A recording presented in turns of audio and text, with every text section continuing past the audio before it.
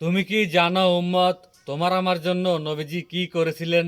তুমি কি জানো উম্মত, আমি 23টা বছর টানা তোর জন্য কেঁদেছিলাম উম্মত। আমি এমন কাঁদা কাঁদছি রে উম্মত তোদের জন্য। এশার নামাজের পরে দাঁড়াইছি, ফজরের আজান পর্যন্ত আমি আমার মালিকের কাছে তোদের জন্য, উম্মতের জন্য চোখের পানি ফেলে কাঁদছিলাম। আমার এত চোখের পানি তোর দিল গলাইতে পারলো না। আমি তায়েফের পাথরের আঘাতে আমার পিঠটা চালনির মতো ছিদ্র ছিদ্র হয়ে গেছে রক্তে। আমি বুকে পেটে 2টা পাথর বাঁধছি ক্ষুধার কষ্টে।